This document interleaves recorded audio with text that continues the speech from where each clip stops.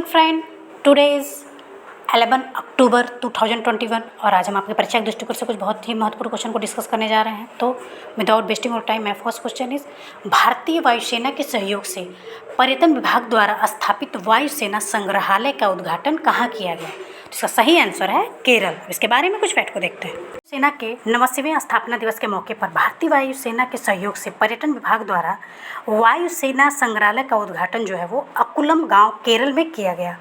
और इस संग्रहालय से न केवल अकुलम गांव में बल्कि इसकी जो राजधानी है केरल की, उसमें भी पर्यटन के लिए यह फ़ायदेमंद साबित होगी। और जो संग्रहालय है उसका मुख्य उद्देश्य क्या होता है कि वायुसेना के बारे में अधिक से अधिक जानकारी देने का अवसर प्रदान करना और साथ ही साथ इससे जो है पर्यटन को भी बढ़ावा मिलेगा। अब जो हम नेक्स्ट क्वेश्चन को देखते हैं। क्वेश्चन, किस बैंक को प्रत्यक्ष और अप्रत्यक्ष करों को संकलित करने के लिए भारतीय रिजर्व बैंक से मान्यता प्राप्त हुई है? तो इसका सही आंसर है फेडरल बैंक। अब इसके बारे में कुछ फैक्ट को देखते हैं। फेडरल बैंक को CBDT और CBIC की ओर से प्रत्यक्ष और अप्रत्यक्ष करों को संकलित करने के लिए भारतीय रिजर्व बैंक से मान्यता प्राप्त हुई है।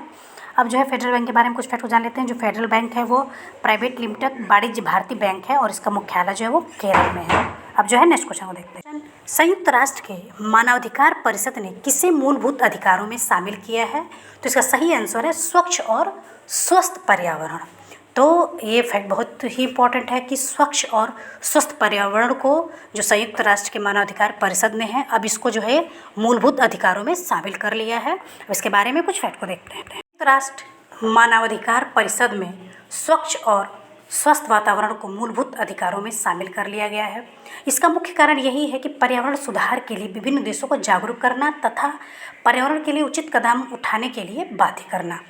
मानवाधिकार और पर्यावरण मामले के संयुक्त राष्ट्र के जो विशेष दूत डेविड बोयड हैं, उनके अनुसार पर्यावरण दूषित होने के चलते दुनिया भर में जो है प्रतिवर्ष 90 लाख लोगों की अकाल मौत हो जाती है और इसलिए पर्यावरण के खतरों को गंभीरता से लेना आवश्यक है। इसीलिए संयुक्त राष्ट्र मानवाधिकार परिषद ने स्वच्छ और स्वस्थ वातावरण को मूलभूत अधिकारों में शामिल कर लिया है। अब नेक्स्ट क्वेश्चन को देखते हैं। क्वेश्चन, किस राज्य में भारतीय उद्योग परिसंघ लाइट हाउस नामक पहल का आरंभ करेगा?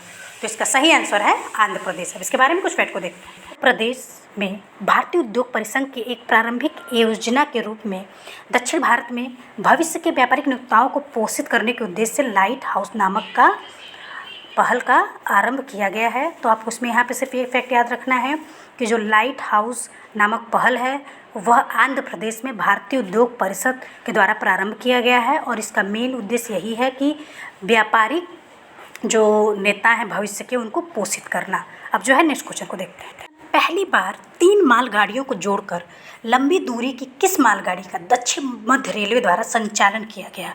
तो इसका सही आंसर है त्रिशूल। अब इसके बारे में कुछ फैक्ट को देखते हैं। रेलवे के दक्षिण मध्य रेलवे जोन में 3 मालगाड़ियों को जोड़कर त्रिशूल नामक मालगाड़ी चलाई जा रही है और इसका मुख्य उद्देश्य मालगाड़ियों के संचालन में तेजी लाना तथा रेलवे के माल संचालन को सुव्यवस्थित करना। अब जो है हम नेक्स्ट क्वेश्चन को देखते हैं।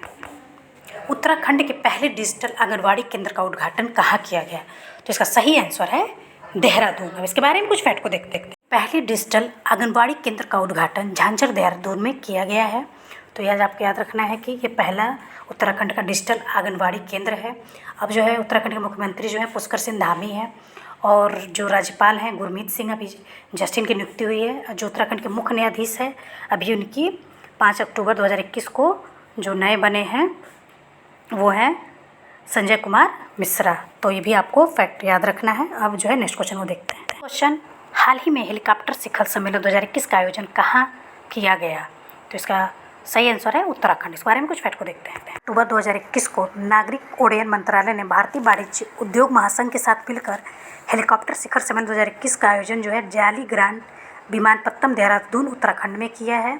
और इस बार का जो विषय था वो था इंडिया @75 भारतीय हेलीकॉप्टर उद्योग के विकास में तेजी लाना और हवाई संपर्क बढ़ाना। अब जो है हम नेक्स्ट क्वेश्चन को देखते हैं। में जारी ब्लूमबर्ग बिलियनियर्स इंडेक्स 2021 में दुनिया भर के 500 अमीर लोगों की दैनिक रैंकिंग में मुकेश अंबानी को कौन सा स्थान प्राप्त हुआ? तो इसका सही आंसर है 11वां स्थान। अब जो है हम नेक्स्ट क्वेश्चन को देखते हैं। क्वेश्चन, 12 से 15 दिसंबर 2021 के बीच मधुबनी साहित्य के चौथे संस्करण का आयोजन कहाँ किया जाएगा? तो इसका सही आंसर है बिहार। अब इसके बारे में कुछ फैक्ट को देखते हैं। CSTS Delhi, centre for study of traditional and system संस्थान दिल्ली द्वारा भूमि पर आधारित मधुबनी साहित्य उत्सव के चौथे संस्कृत आयोजन जो है 12 दिसंबर से 15 दिसंबर 2021 के बीच जो है वो कामेश्वर सिंह दरभंगा संस्कृत विश्वविद्यालय परिषद दरभंगा बिहार में आयोजित किया जाएगा।